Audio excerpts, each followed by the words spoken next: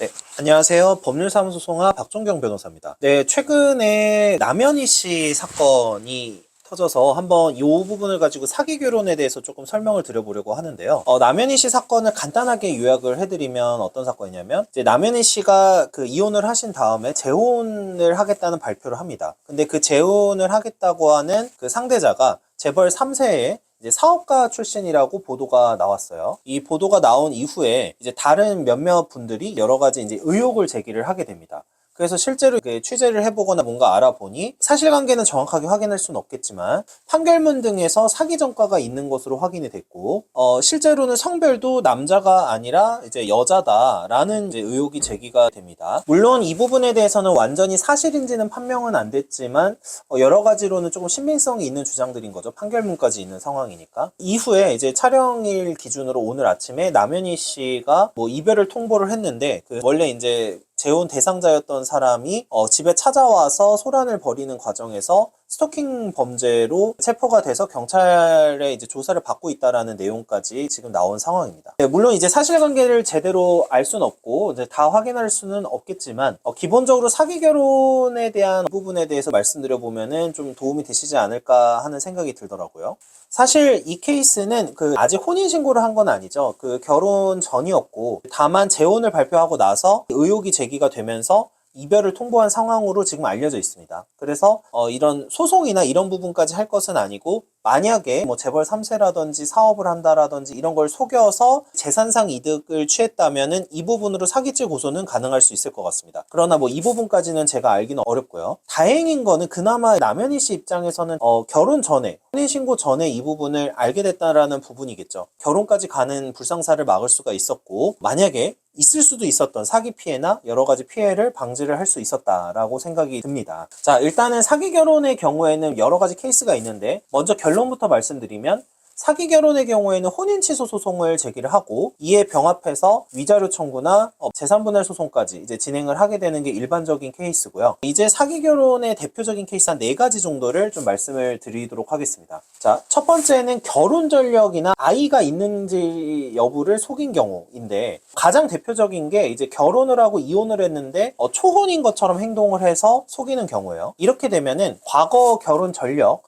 그리고 그 결혼 전력에서 예를 들면 아이까지 낳았었다. 근데 이 부분을 속였다라고 하게 되면은 이런 부분을 알았다면 결혼 여부를 분명히 고민할 만한 지점이 있죠. 실제로 판례에서도 사기 결혼 여부를 판단을 할 때 당연히 케이스마다 다르지만, 이거를 알았더라면 또는 이거를 속이지 않았더라면 결혼을 했을까라는 거를 중요 판단 요소로 보고 있어요. 예를 들면은 나는 이 사람이 미혼이고 초혼인 줄 알고 결혼을 했는데 이미 과거에 결혼 전력도 있고 또 아이까지 있었다라고 하면은 사실은 결혼을 안 할 가능성이 높았었겠죠. 그러면 이 부분에 대해서 뭐 사전에 얘기를 했다면 당연히 사기 결혼은 아니지만, 얘기를 안 하거나 뭐 속였거나 이렇게 되면은 이제 사기 결혼이 해당할 수 있는 상황이 됩니다. 조금 심한 케이스는 뭐냐면요.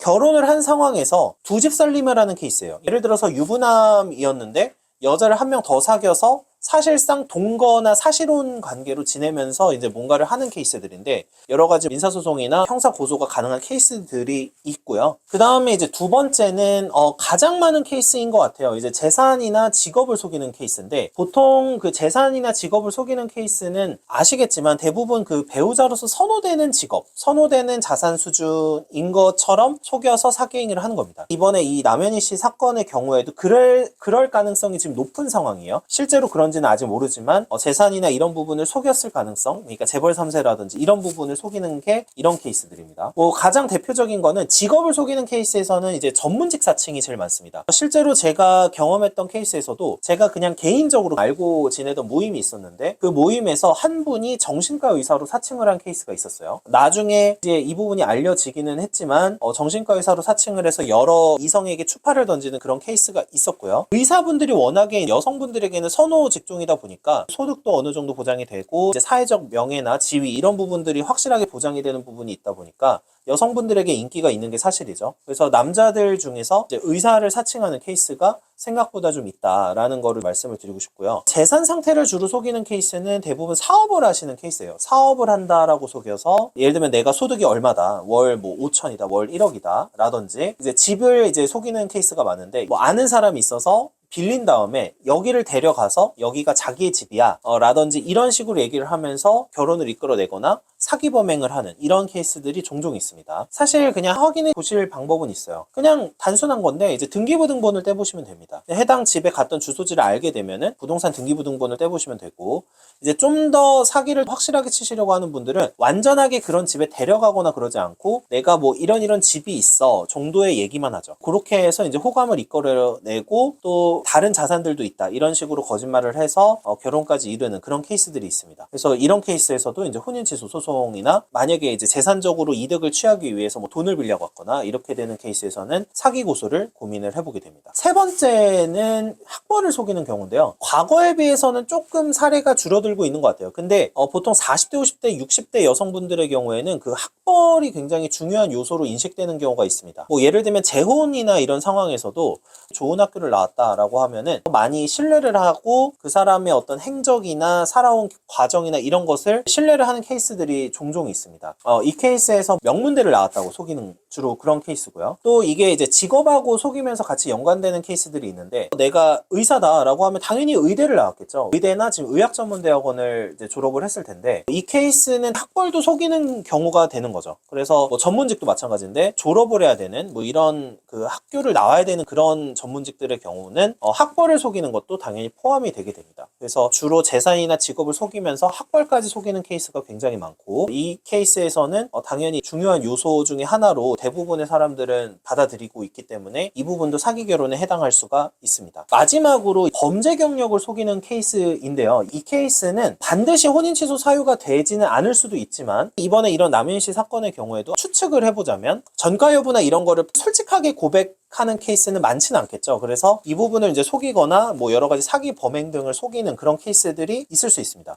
실제로 부산 가정법원에서 하구심 사례가 있는데요. 어떤 케이스였냐면, 피고죠. 그러니까 사기 결혼을 한 사람이고 이제 당한 사람이 원고가 되는데요. 당한 사람이 이제 상대방이 혼인 이전, 결혼 전에 횡령이나 뭐 사기 등으로 범죄 행위로 징역이 선고된 케이스였어요. 그러니까 징역형이 선고된 케이스였는데 1심에서 징역형이 선고되는데 구속이 안 되는 케이스도 있습니다. 구속이 안 된다라는 거는 일단은 2심까지 결과를 보자. 보통 재산범죄에서 2심을 하는 기간 동안에도 노력을 해서 피해자한테 돈을 갚아라 라고 얘기를 하면서 구속을 안 시키는 경우가 있어요. 이 케이스에서 징역이 이제 선고돼 있었지만 2심이 진행 중인 사안들이 종종 있는데, 예를 들면 내가 재판 중인 걸 속이고 재판도 민사재판이라고 속이는 거죠. 형사가 아니라. 이렇게 하면서 진행된 케이스에서 혼인 취소의 사유라고 본 케이스가 있습니다. 그래서 무조건 된다 그런 건 아니지만 이런 케이스에서도 사기 결혼이 성립할 수 있음을 말씀을 드리고요. 그렇다면 만약에 이런 그 사기 결혼을 당했을 그러면 대처법은 어떻게 하느냐.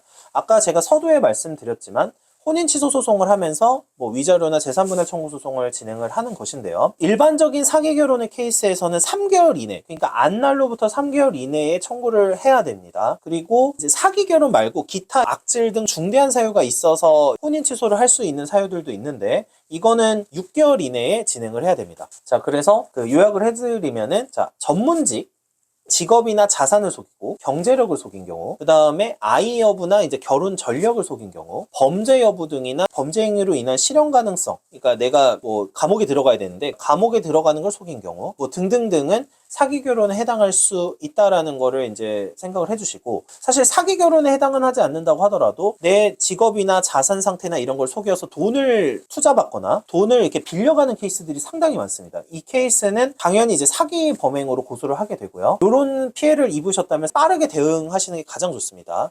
빠르게 대응을 해야지 이제 그나마 돌려받을 가능성이 높기 때문에 그렇고요. 보통 이런 분들의 경우에는 피해자가 여러 분이세요. 그래서 여러 피해자가 발생하기 전에 빠르게 마무리를 하거나 여러 피해자가 있으면 돈을 돌려주려고 하더라도 뭐 다 돌려줄 수가 없는 그런 사기꾼들이 굉장히 많기 때문에 빠르게 대처할수록 돌려받을 수 있는 가능성이 높아진다는 거를 한번 생각을 해주시고요. 아까 설명드렸다시피 혼인 취소도 기간에 제한이 있다고 했죠. 이제 3개월 이내 해야 된다. 이 부분에 대해서 명심을 해주셨으면 좋겠습니다. 네, 저희 사무실에 같은 경우에는 제가 직접 상담을 하고 사무장님이 대신 상담하는 행위는 하지 않습니다.